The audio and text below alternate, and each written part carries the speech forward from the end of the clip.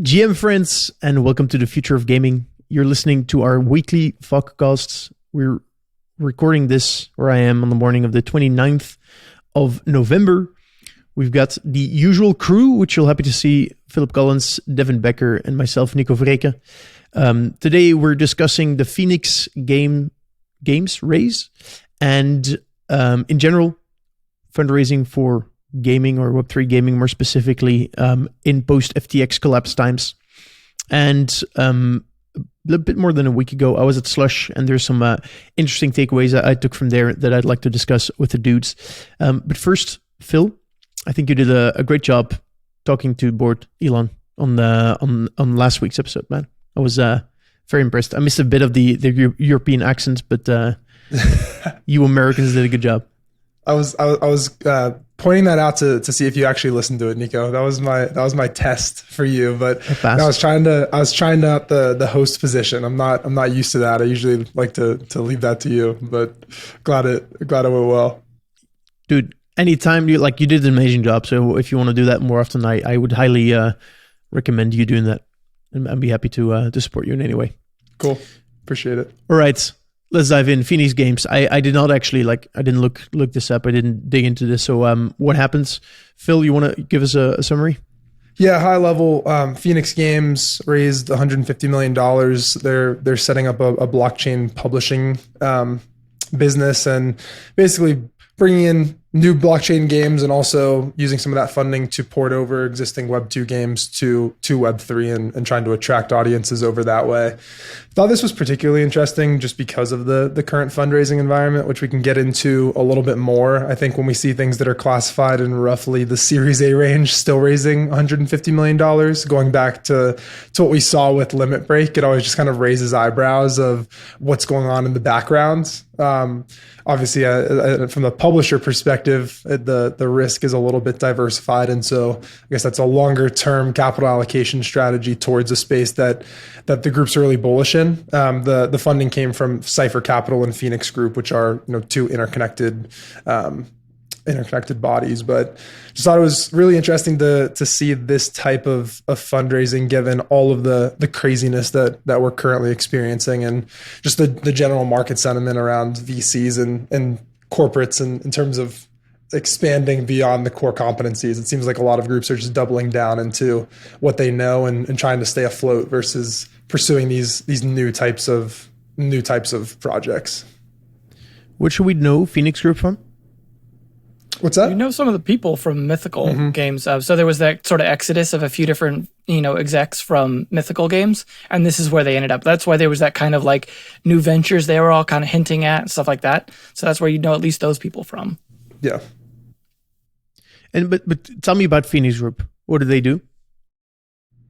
I'm less familiar with them. I think they're Middle Eastern based. I think they actually produce a lot of mining hardware.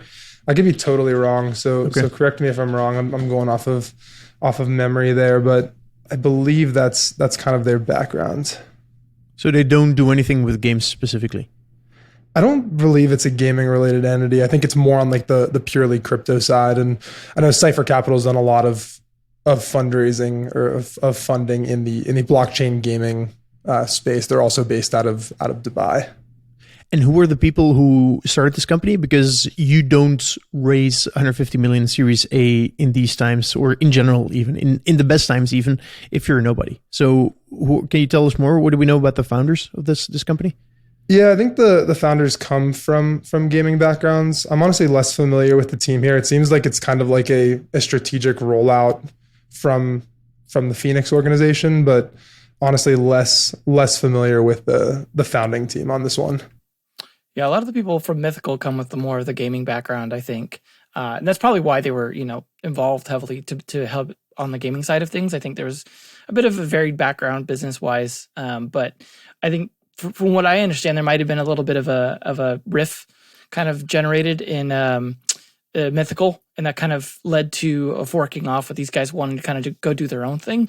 And it does make me curious, though, because this was right before Mythical also did their layoffs, that I wonder if Blankos isn't actually working out, for example. And that's one of the big kind of projects coming in, especially on Epic Games and stuff like that. So it's interesting to see if that wasn't what these guys wanted to do, what do they want to do that's so different that they wanted to go off doing something else? And that'll be interesting to see, is to find out like what ideas did they have that they're so bullish that they're able to raise 150, as a publisher / developer / whatever they want to end up doing, and kind of treating it as a fund. So they must have some initial ideas, right? Like they don't jump ship from Mythical without at least an idea of like what they want to build or some specific like vision for that. But that being said, I don't know about the other people involved, if they actually come up with that same vision, or they just see an opportunity for a VC raise and they're just like, cool, like I want to be part of that. Because, you got a lot of this funding coming from, VCs and other capital groups that have like this money to deploy anyways. And maybe they thought, well, we'll get in some people, some pedigree, sometimes is a placeholder for due diligence, right? So if these people came in, they're like, okay, cool. Well, these Mythical people came in, they launched a quote unquote successful blockchain product. They know Web3 stuff. They know how to make it accessible. They know how to work with platforms like Epic. Like these people can make it happen. So I'd be interested also to see if they're planning on, with that publishing model, to put it on places like Epic and actually get it in like legit distribution, as opposed to like, websites and stuff like that. Mm-hmm. Before we get into fundraising today, I'd love to have your thoughts on the opportunity of Web3 publishing. Phil, you look at infrastructure. I'm kind of assuming that the publisher model fits within that, right? Curious to have your thoughts. Is this something that you think within the Web3 versus Web2 has more opportunity? And generally, how are you thinking around that? Yeah, I think of it pretty similarly to Web2 in a lot of ways, where it's basically a way to diversify your content risk. And so we've definitely seen a lot of Web3 publishers. I think the tough thing about Web3 publishing today is just the fact that buying up a bunch of content that doesn't have a clear audience in the immediate term is kind of hard to do. Where yes, you can aggregate a bunch of IPs, and yes, it's a good way of porting traditional games over to Web3, and again diversifying that like single content risk and trying to be that hit breakout game. It feels like a lot of players are really geared towards that, and being the breakout publisher that has the first IP that succeeds in Web3 gaming, and like that's kind of their flag in the ground that they're trying to plant. But at the end of the day, kind of view it similar to Web2 gaming in the long term, where there's going to be value in a few IPs, and it's going to let these groups experiment, and there's probably hopefully one or two of those that become genuine franchises. And that's kind of economics aside from a Web3 standpoint, like that. I think that's the goal. So I think success in Web3 publishing is going to look a lot like Web2 publishing in the end over the long term.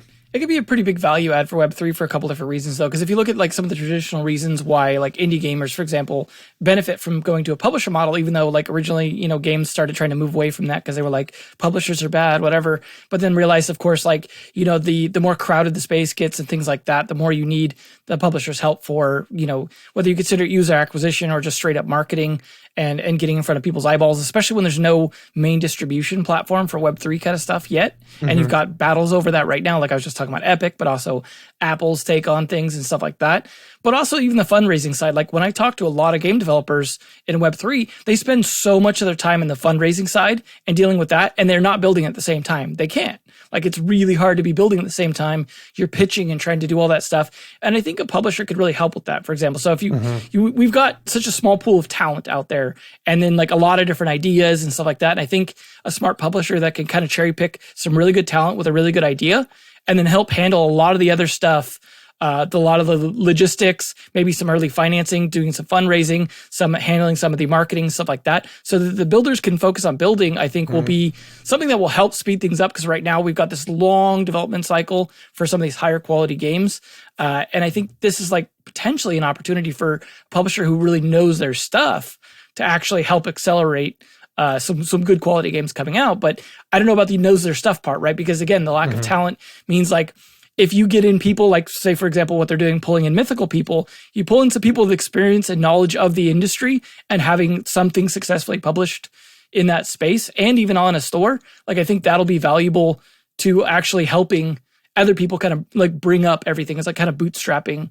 Now, that being said, obviously publishers also like, sometimes make dumb decisions. They tend to manipulate products. Like it's not all good, but they do bring some value to games that I think if Web3 needs to grow, like it's going to need publishers to do that, because there's just so much new learning for a lot of these like smaller blockchain developers that are in it for the tech first, and then moving into games. I liked what you said about the current big distribution platforms like Epic Games Store, Steam, etc. And I could definitely see an edge for a well-organized publisher to get easy access to content, because the content would not be able to get published on these bigger platforms if they didn't use a publisher. So I could definitely see an edge there. Was also portals. Sorry, reminds me of Flash Portal days. Yeah, well, I guess that's when you were in the industry. I wasn't yet, but I can see that it'd be the same way. Yeah, I also wonder if, and this is an angle that I see quite a lot, is people building not explicitly a publisher, but it's more like almost a game launcher platform with a high focus on interoperability. Wondering if you guys think that the whole concept of interoperability makes for more opportunity in a publisher environment, or when you're building a publisher, because theoretically, if you do that well, you could see some interoperable game assets. Maybe not like things that you can use in game, but like cross game achievements, these types of things within that publisher space, which should make the network effects of a publisher stronger than they are in the Web2 world. Just wondering if you guys see that, or is that just a pipe dream that you think is overhyped? I've definitely seen that with publishers, like specifically that I've talked to. Like, there are definitely a lot of publishers interested in the idea of trying to keep people within their ecosystem of games. And like we saw, even for example, like in the mobile space, a lot of games realizing they needed to cross promote and do other things like that over time, because fresh UA, trying to pull people from other games outside of their wheelhouse and outside of games in general, is very difficult and expensive. And the more you can keep people within your, keep the people retained within your space. Obviously, this is a bigger thing for hyper casual than anything else, right? Because they churn people quickly. But in general, like, people tend to bounce around. And if you actually have them with an invested asset that they feel that they have ownership of, and you could use that as a thing that ties them or sort of like chains them to your ecosystem, obviously publishers are looking at that as something they're really excited about. Like, hey, we can keep people within our space. Yes, they could. It's really like ironic, because you're saying, hey, you can sell your thing and leave my ecosystem even easier now. But in doing so, it actually has the reverse effect of making people feel like they own the thing more, and therefore a little more tied to wanting to get, because they endow the endowment effect, where they add a sense of value to something they already possess above and beyond the market value a lot of times. And so like that will keep people within that ecosystem. Now, that being said, I think we're really early on the economic side of that. I think the economic side of that is very poorly fleshed out at the moment in terms of like lack of real good examples. A lot of people saying they want to do it and proposing to do it and having it in their plans, but no one proving they can execute on that in a way that doesn't have a down effect on other games within the same ecosystem, right? Like, so we don't have games doing that successfully yet. So we're still early.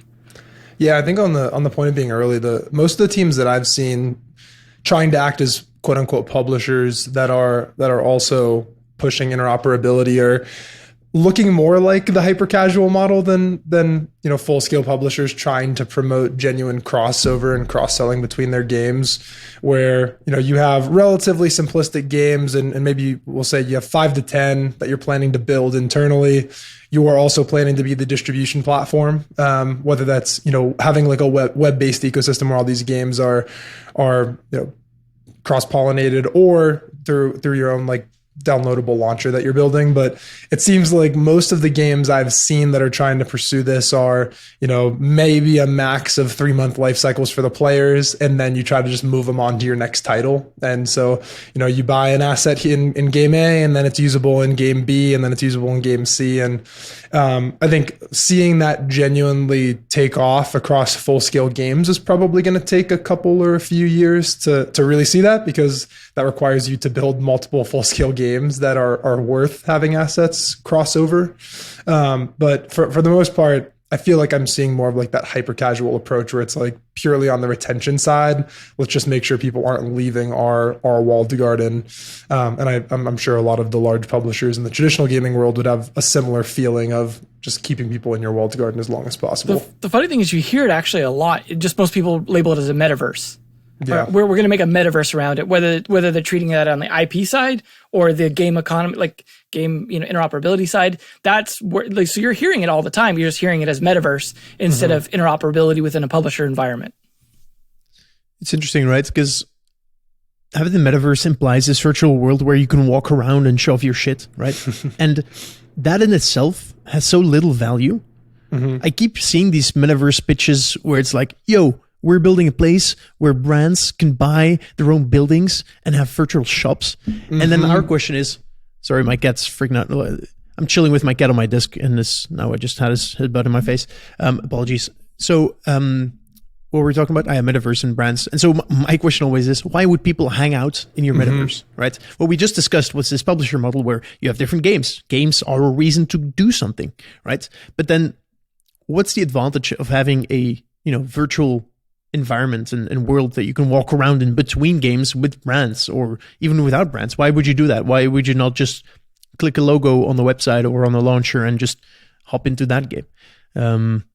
I don't know. Are we too boomer to see the Ready Player One potential? What do you think?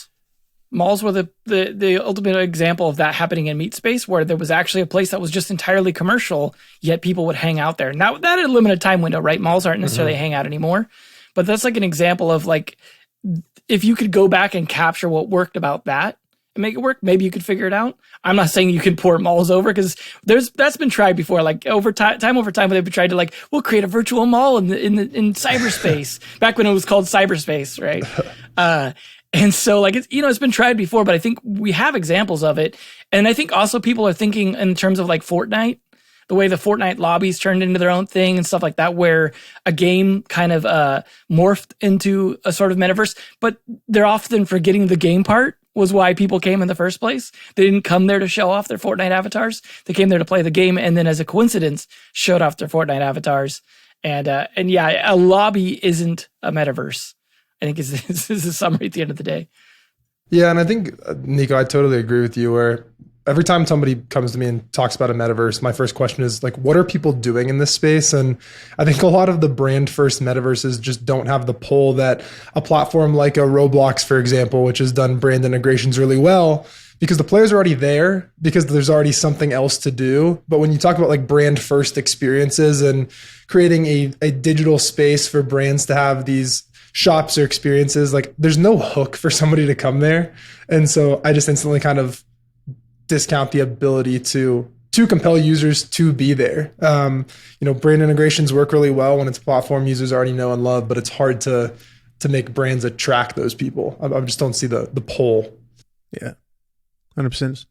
It's and also I've seen so many and so little differentiation that, right, building the best metaverse, whether it's like the smoothest or like the most polished, for me is not enough at this point of a differentiator to actually get people to hang out in whatever you're building, right? I think malls is an interesting comparison. I'm pretty sure I can find like a few reasons why these things are different. Like one that immediately came to mind was that the switching costs or the switching time between going from place A to place B when you're doing like shopping is pretty high, because you have to like move in meat space, right? You have to walk around, use your feet. And so in a mall, it makes sense to like, if that's really short, it just like creates this reason to be there. Like when you're on your computer, right? When you're anywhere else, it's different, because the switching time is minimal. So anyway, that's one reason. That being said, I'm definitely not discounting the full thing. I wanted to pull this discussion then towards fundraising in general, right? We started this conversation with Fenix Games raising 150 million Series A, which I did not expect to use in one sentence this week, or I would say post, FTX collapse. Would love to understand, well, maybe Phil, from your perspective as a VC, how do you look at the fundraising environment right now? What advice do you give to teams in these, still uncertain weeks, right? If you're doing a round right now, it's not easy. Yeah. Like, what's your perspective as a VC, and what would you recommend to teams? Yeah, I mean, it's just hard to raise right now, right? I think that's like the headline is it's difficult, and it's difficult for almost everyone. I think there's unique situations like Fenix, which I think is a vast outlier and should not be should not make people feel like their difficulty raising is a problem for their company or for them necessarily. It's just difficult, and everyone's being a little more hesitant. Everyone's trying to just play a little bit more of a wait and see game of where's the market going, what's happening, and it is shifting from a time of incredibly founder friendly types of rounds to a more investor friendly environment, because investors now have more time. There's a little more leverage on valuations. You are able to do more thorough diligence processes and kind of really dig into companies rather than being rushed in like 48-hour processes, which felt like it was happening on a weekly basis back in mid-late 2021. And so I think that there's just like a readjustment period and expectations on both sides, and we're finding common ground in the middle. And I think expectations are shifting, but it's taking time because it is a different type of experience raising capital today than it was even 6-12 months ago. So I think that's kind of the situation from our perspective. And that's just across the board. I mean, that's not even just Web3, right? That's gaming, that's other sectors across venture. That's just everything right now. Nothing is really easy to raise for at the moment. That's just kind of how it is. On the advice side, I think what we've seen a lot of is just trying to make sure that teams aren't raising in like distress situations of you have 2 months of runway left. Let's raise a quick round. I think people are raising earlier in their life cycle and raising before it's even necessary, just to have a buffer so that they can stay alive throughout 2023 and into 2024, and hopefully ride out the market downturn, however long that ends up lasting, but at least having a shot to build the product that you want to build. And so I think just being proactive on like capital management is going to be really big, especially for a lot of Web3 companies that are managing their treasuries across cryptocurrencies as well as their USD.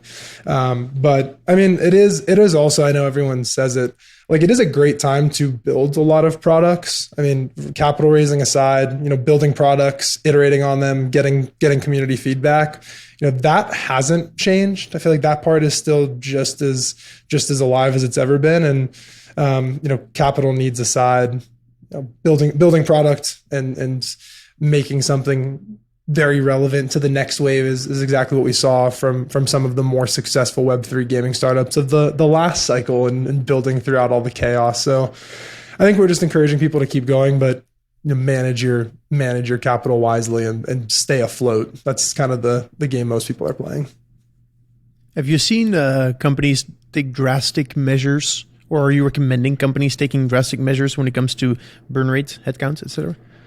Yeah, I think we're trying to get a lot of our companies to get through kind of like early 2024, if possible. And so there's definitely been cases of burn rate reductions, and I think we're seeing that not even just across early stage venture, but across layoffs at every stage, up to Meta and other large scale public tech companies trying to do the same thing. And so I think a lot of hard decisions are being made right now. There's going to be a lot of really good talent on the market to support these startups, but yeah, definitely seeing people make those decisions just purely out of necessity, and something they don't want to do and they wish they didn't have to do. But if they need to extend 9 months into 15 or 18, it's just a matter of a numbers game and getting to a point where they feel like they can justifiably raise a round. Because at the end of the day, like as you go up the stack from seed to A to B, the expectations are just getting higher, and it's going to be harder to raise those rounds. And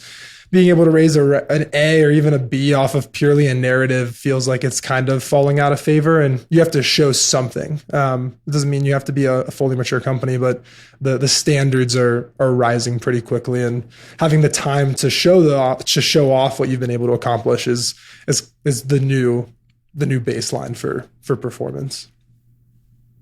Yeah. One of the companies we funded earlier this year at a board meeting a few weeks ago, and they were like, we still have 52 months of burn rate, of runway. And I was like, feels so good, right? Yeah. That is just generally good news. So I think indeed prudence is key right now. Check their proof of reserves. Yeah, that's also true. Fuck. Yeah. Because anyone can say they have 52 months left, but yeah, I find it so fascinating where, from an investor perspective, as Warren Buffett says, be greedy when others are fearful, and fearful will when others are greedy. That was harder than it should have been. Sorry. And it's so interesting where it feels like it's almost different within a VC scenario than it is from a public market scenario. Because ironically, I like, you want to be hyper aggressive, but within the VC space, there's direct competition between VCs, which when times are more tough, everyone seems to agree, like, let's take it slower. Don't have to push on valuations. But theoretically, the money's still there, right? The funds are still there. Capital needs to be deployed, sort of. Mm-hmm. But still, it has such a major impact. It's just fascinating to me. Yeah, and it's definitely been more impacted at the later stages, where at the end of the day, like seed rounds are still going to happen, right? Like good founders with good ideas at the seed stage, like your only real impact on the market side is the valuations and the expectations of investors for terms. But I think we're still seeing a lot of really interesting seed deals get done. And as you get to later stage, things are much more closed off, especially as IPO markets are effectively shut right now. And later stage investors are seeing at like the CDE stage, there's just no real like liquidity opportunity in the next 12 to potentially 24, maybe even 36 months. And so as you mature, it gets later. But by the time most of the seed companies we're seeing are at the stage where they're having their Series CD conversations, by then the markets are likely at least regulating or correcting themselves. So I think we'll continue to see a lot of that, where really early stage is continuing to move forward, even if the terms aren't as favorable to founders. But it's still happening. Like those markets are opening, and like you mentioned, there's capital that has to be deployed on some kind of timeline. So it's there and it will get deployed. It's just a matter of when and to who. The problem is, though, I'm still seeing tons of investment go to stuff that doesn't even have the tokenomics figured out yet. That's barely an advancement over what Axie did. Like, because no one's figured it out yet, there's no destination to measure by, right? So everyone's just like, well, as long as you've moved past Axie. And it's like, well, if you stepped 2 steps past it, that's not solving anything yet, but it seems like it is, right? Or they'll start to figure out the keywords that VCs want to see. Well, there's this deflationary pressure from this, or like, it's sustainable because of this. And they just throw the words in there, right? Like, and just kind of pay tribute to the ideas of the things that VCs want to hear.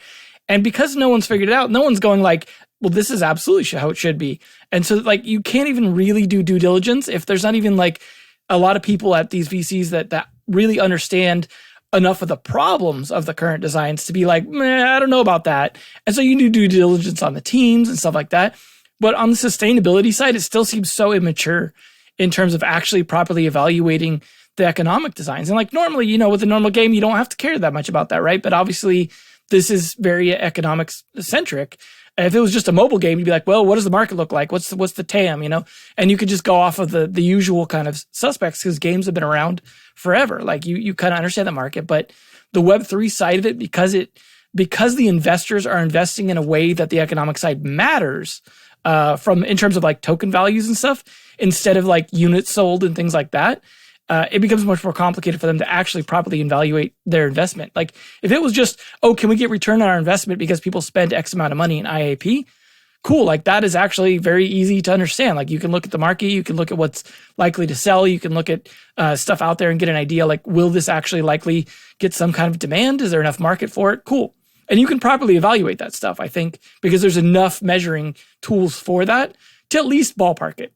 Whereas now, like, I think just based off the white papers and pitch decks and stuff that I see still, I feel hesitant to ever give a thumbs up on any of them. Like when people ask for my opinion, it's like, maybe, but honestly, I see this, and this, and this, and this, but like, good luck. I hope it works out for you. But honestly, I just see this being like another failure, but maybe taking a little longer than others. And I don't have the answers to say like, just do this and that'll fix it. Right.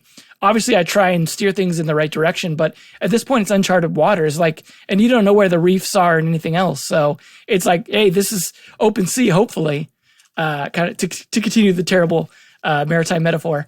But what I find interesting too, though, is that having lived through the whole .com era and like the early internet days, through all that stuff, and seeing kind of like some of the parallels, and having been around when everyone was like, oh, the internet will never catch on and all that kind of stuff, like that skepticism and stuff.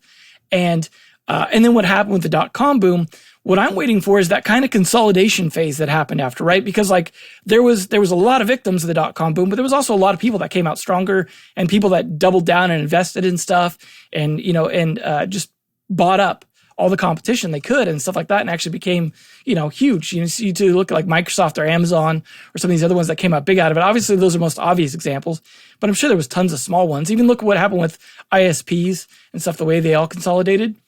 So I'm wondering if we might start to see some of the VC or publishing companies start to become that consolidator, like something like we saw with Embracer, where they start to like snatch up these games that maybe like don't have like enough runway anymore, or aren't able to really take it all the way that they need to, but they had a really good idea and some good talent. And so some of these publishers are like, well, I'm going to take the easy approach. I've got some VC money left because it needs to be deployed, and I see there's talent here, and I see there's a potential, but it's likely to fail on its own.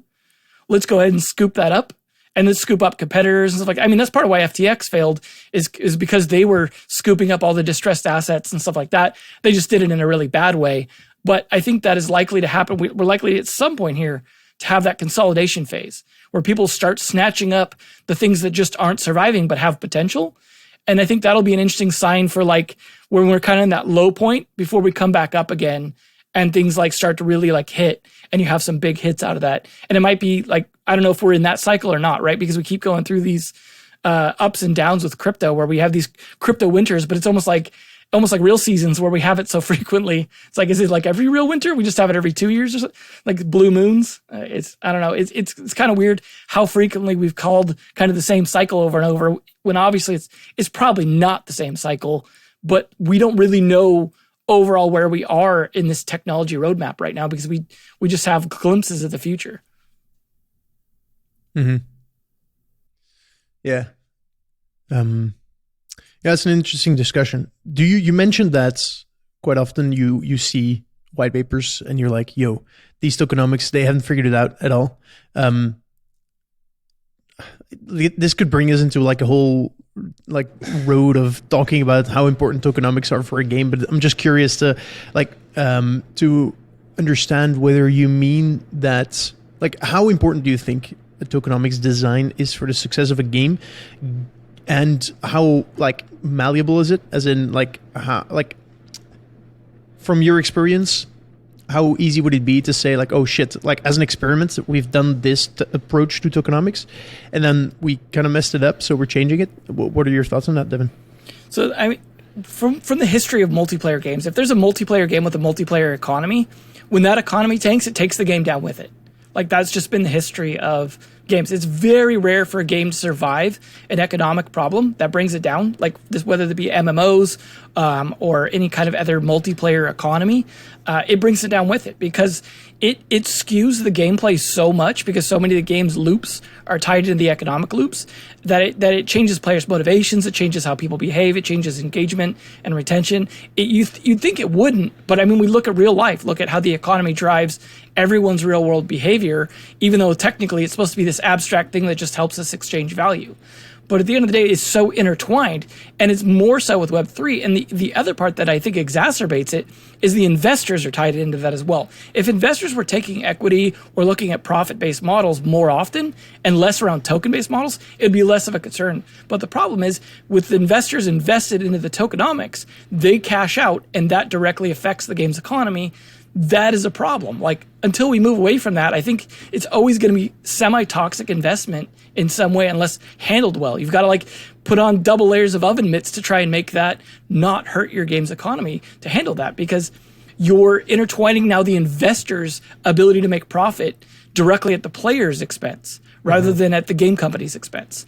And so I think we need to move past all that stuff, because, like I said, we have a history of games failing when their economy fails with it. And you know, I'm sure even the EVE people that you spoke to recently, you know, leading towards the Slush discussion here, have seen that, right? Like they've seen like a lot of struggles, I imagine, with Eve whenever the economy really suffered. Like they had to really like, crap, we've got to like fix this. And they had full-time economists on staff. Like they take it very, very seriously, and they still struggle because it's still semi-uncharted territory. Even though we've like explored a bit of the depths, there's still so much left that we haven't figured out, because most people in games have just stayed away from open economies. They've gone, you know what? We haven't figured it out. It's failed too many times. Let's not touch it. It wasn't until the excitement around Web3 stuff, people were willing to go back into that space and just go out into the wasteland and hope they could survive it again. And a lot of people are going to die along the way. This is like when we're going west in the US here, there's an Oregon Trail moment for open economies. And, the people that make it there, they might strike gold, but a lot of people are going to die along the way. My metaphors are terrible today. I apologize. I appreciate it. No, I think you're very right. Which brings us into me shilling the episode I did earlier this week with Hilmar. Hilmar is the CEO of CCP Games.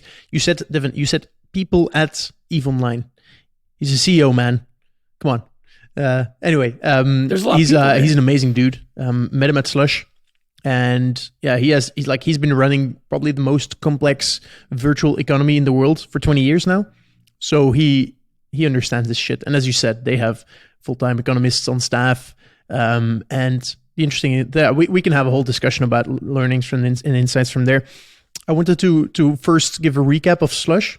So first of all, Web3 is not the cool kid on the block anymore. So last year I was also at Slush, and then Web3 was everything people talked about. But now I think it seems like AI is taking the crown. The whole hype around the DALL-E models and the potential of that seems something that people are very interested in. So that's what people are thinking is cool.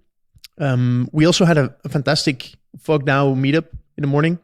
We had 12 people there or something from different companies. And what I really liked is that they're all legit builders, no speculators.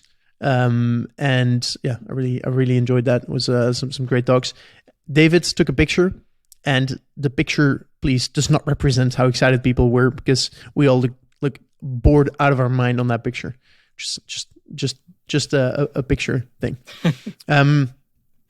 And finally, the last thing I wanted to discuss, and this is what I'd like to the last part of this episode to be about is, I did about 6 months ago an episode on the Metacast with a dude named Justin Glibert, or the way you should pronounce it, Justin Glibert. He's a super young dude, and he's heading up 0x Park. 0x Park is a foundation / institute, and they're building, they're pushing forward the idea of Ethereum, which is like this decentralized computer, but with a focus on games / virtual worlds. They're the creators of Dark Forest, which is probably the best known on-chain game out there. And so the guy gave a talk. We touched upon this. I mentioned that what they've built is an engine for on-chain games, and using that, they've built Minecraft, but on the blockchain, which means that you can essentially, every block that you mine is a transaction. Every block that you place is a transaction. Everyone plays on the same world. Yeah, that's essentially what it is, how it works. They've built that, and he gave me an anecdote that still blows me away. So Mud was out, the game, it's called OPCraft, or for optimism, because it's built on optimism. So OPCraft is the Minecraft on chain. And so it was out for 2 weeks. And after 2 weeks, someone had built a sort of cult where people could give all their assets to the cult. And at that moment, they became part of that cult, which meant that everyone in the cult essentially had the same inventory. So imagine you're playing Minecraft, and the inventory is the same for everyone because it's all shared. So every time you mine a block, it's only available to everyone. By the way, the name of this cult was communism, which kind of makes sense if you think about it. And so, the moment you joined communism, you became a comrade, right? Your name changed to comrade with a number, and the comrades were ranked. The more you added to the collective inventory, the better you did. They've built some insane statues together because like diamonds, I think, were still like the most rare block because it's a simple version of Minecraft. And so they built like huge statues because they had a shit ton of diamonds. And so it took 2 weeks for a completely new like social system to emerge on top of this game. And this reminded me of a part of the podcast with Hilmar that we did. So I would recommend listening to that as well, where he described that one of the unlocks that CCP made with EVE Online was introducing different ways of people to work together. So within EVE Online, you have like corporations, you have like factions, you have like different layers of social structure. And they also introduced like APIs to manage these social layers, like APIs to govern who can access what and who can do what and so on. And so this has led to a bunch of emergent gameplays where he describes that, you know, what actually wins the game is almost at this point like HR management and logistics of who has the better non-EVE tools, like separate tools to manage everything that's going on within the game. And so, you know, what I learned from that is that one, introducing like new social layers brings immersion gameplay. And so I think in a lot of games, it is the social side of the game that makes it like deep and fun and engaging. Mm-hmm. The second learning I have is that what EVE did is they responded to demands from players for introducing potential for these emergent layers by introducing these, you know, faction system and the corporation system, like different mechanics, and these APIs. The third learning I have is that they still had to introduce these APIs, and they still had to introduce the ways for people to create new social dynamics. And that brings me to my fourth learning, and that is that maybe this is what will make on-chain games stand out from other games, or maybe even not necessarily on-chain games, but more broadly Web3 games, where because a lot of this happens on this public ledger, which is programmable, you can actually, like, there's no gatekeepers anymore to either allow people to change stuff or give people the tools to change stuff. Anyone can build whatever tools they want. And so maybe the big unlock here is that if you have a half-decent game, which, you know, if you would take away the social layer from EVE Online, it's a really good game, right? But it's like there might be other games that are similarly good, but the social layer is what sets it apart. This is a hypothesis, right? I'm not saying that that's definitely the case. We can discuss about it. But maybe, you know, a good on-chain game, that's a good game in itself. The big unlock there will be that, you know, adding the social layers and the social dynamics and different hierarchies, anyone can do it. They can do it in any way you want. This might be, you know, the big unlock where, you know, something like communism can be created in World of Warcraft, and you can at some point have like these communism versus capitalism fights and factions, and we start really recreating the 20th century essentially. Anyway, so yeah, that's my long rant. Would love to get your takes on that. Hope I made a bit of sense. Yeah, it did. No, I think when I talk about Web3 games a lot, I think I've said this in past episodes that we've done, but this concept of the metagame is really interesting, and the social aspects or the political aspects adding value to on-chain assets or in-game items. And I think other groups that have done this in an interesting way are people like block lords, right? Where that's an element of it there as well. And so I am excited to see how Web3 is able to facilitate things that are not directly related to the assets, but are still providing value to a game ecosystem and the individual assets you own by being strategic in a way that's not even necessarily part of the game user interface that you're interacting with. That's a cool concept. Yeah, I think the big thing that EVE did different than the other MMOs, because other MMOs did similar things, right? In World of Warcraft, had plenty of APIs, people built all kinds of stuff around it. The social aspects are generally the end games, etc. What made EVE different was designing permissiveness of different kinds of social behavior into the gameplay. So when they came out with the policy of two things: one, single server only, meaning everyone has to live together. I think, and that's one of their pillars, right? is that we have to do it one big server, right? It can't be this distributed thing where people can just jump to another shard or whatever. And the second thing was that pretty much whatever was not breaking the game's rules itself, like the code rules, like isn't hacking, is pretty much allowed. And they can tweak the game to respond to certain things that might be abused, but they're not explicitly censoring behavior. They can censor behavior by changing the game's design, which is like a soft way of adjusting the governmental policies. But it's like a government without a police in a way. Like they're adjusting the way people behave based off economic design or game design around like even the AI characters or the way that the universe is distributed or the types of technology that's allowed in the systems for that. But that's all a way of like being semi-permissive. So that goes kind of to your point of the more permissive systems like the blockchain being, more next generation, allowing, because we want to say like, oh, we don't want to allow bad actors. We don't want bad behavior, blah, blah. But if you design that, if you bake it into it and say like, this is okay implicitly, it's not outside of the game, then it starts to incorporate a lot more expansion of the social behavior because a lot more parts of the social behavior can be integrated into the game. So like the way piracy is integrated into the game is a good example of this, right? Piracy is an explicit part of the game, right? But the game doesn't make you be a pirate. It's just designed to encourage piracy by using the different levels of security, the different levels of like AI police force in the game. So for those of you who aren't familiar with EVE, there's different layers of space that get less and less police essentially as you expand out into kind of, the outer territories that are like what's referred to as nullsec, where there's essentially no police. You could do whatever you want. It's Wild West out there.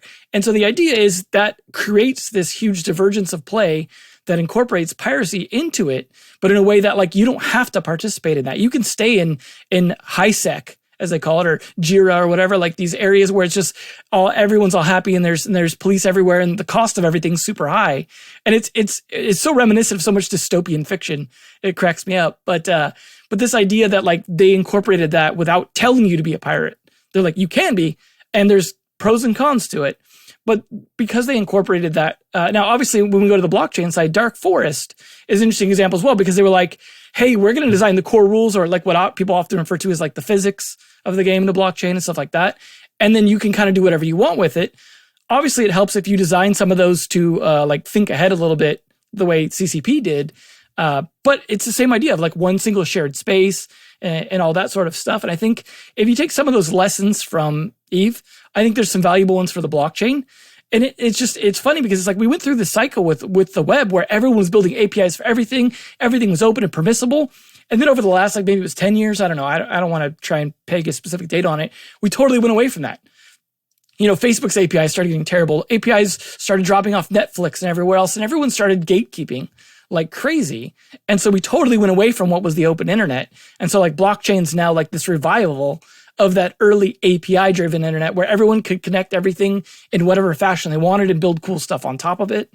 And so I hope we don't go through that same cycle again, where we start this way and then end up right back where we are with the Facebooks and all the gatekeepers everywhere locking stuff to just these small little funnels of ability to access stuff based off of whether or not they like you. I hope we go that way because like EVE's still around. Like it's proven that there is some sustainability in that. And that you can keep doing that, but you've got to stick to your guns and like actually have like your vision and stick to it and not just compromise it later for greed sake. Yeah. Very curious. But yeah. As you guys know, I'm a nerd and I enjoy thinking about the potential of these, bleeding edge technologies. And so yeah, it's going to be interesting to see how that rolls out and what that results in. Good. I imagine it'll result in new technology as well. I think we're not done innovating in the blockchain. And I think, we've seen like roll-ups weren't even like a thing that was really considered at first with like Ethereum. And then like later on Vitalik's like, oh, maybe we should do roll-ups. Like there's still new stuff to come. And like, I'm sure if we're still doing this podcast a few years from now, it'll be like, we didn't even think of this when we were talking about it before. Like we didn't realize this next change was going to happen. At least I hope that, right? Like that's what we're trying to do is lead towards that idea that there's still new tech left to be invented in this. Yeah. Some of the ZK technology that underpins ZK rollups has like the papers have been written or published 6 months ago.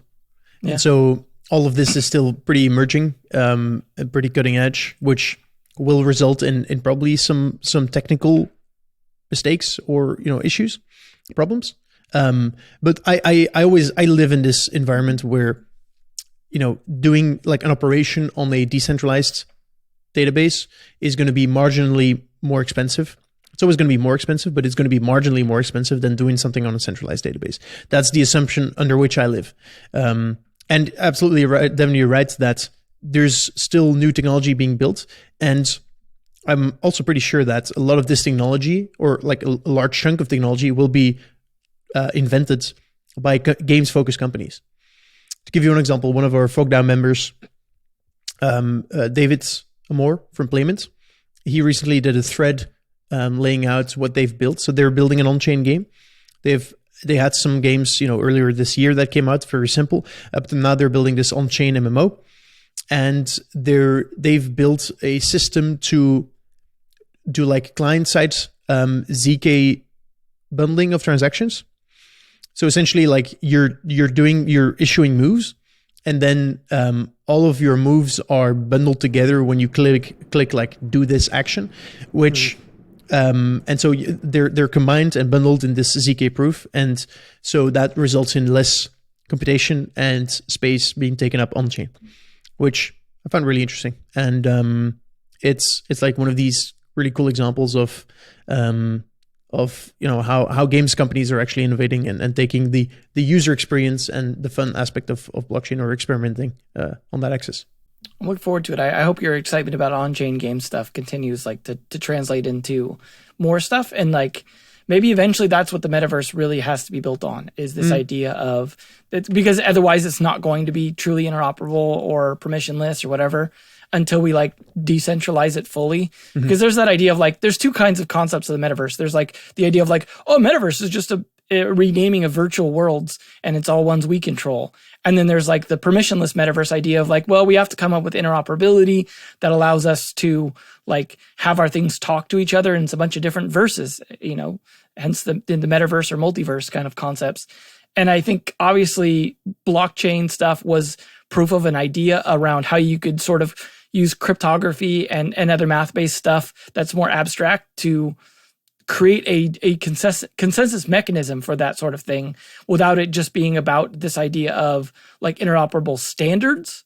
And so maybe like, as we evolve the technology of interoperability consensus stuff, that evolves towards what supports enough of a standard for us to create metaverses on top of it. I know people are trying to like build their like virtual world stuff on it, but I don't mean virtual worlds. I mean this idea of like this true interoperability. And I think that permissionlessness and all that stuff has to be part of that. The internet was kind of an early example of that, right? Where we've got like the permissionlessness of the internet where everyone can like run servers and stuff. But if you look at the way like law enforcement works, there's obviously choke points, right? It hasn't evolved to the true decentralization we love until we all like start building mesh networks and stuff around our cities and like relays and other stuff and actually truly decentralize it. But I think it showed like there was a possibility to build something like that. And the internet was like the earliest, closest metaverse we've had to that idea, right? Of everyone could build their own web page and throw it up on the internet and they're all interconnected and they don't have to follow any standards per se, right? Like the browser kind of determines it, but we've had so many different protocols and standards and different things built on the internet, and not everyone has to fully agree on them. It's just whatever client you use. And I think we have that same idea, like Dark Forest, like there's tons of different clients possible for the same shared sense of data. And I think that's maybe what we need to drive towards, is this idea of like what we did with internet. All right. Any final thoughts, points you guys want to mention? I see you shaking your head. Fantastic. Good. All right. Great discussion, Devin, Phil. Thanks. Yeah, it was fun. And these are strange times, and it feels like things are moving slower. So I guess this will slowly transition less into a news thing where this fundraise and this company launched their early access whatever, and more into I guess we've seen this, or we've seen this trend over the past few weeks, and so let's discuss this and what could this mean, which is fun. It's always exciting. Good. All right, Phil, Devin, thanks a lot for joining. Have a good evening. Phil's going to bed soon. Devin's still staying up for like 5 hours, I guess, until 4 a.m. I am going to start my day. Listener, hope you enjoyed, and we look forward to speaking with you in the next episode. Ciao.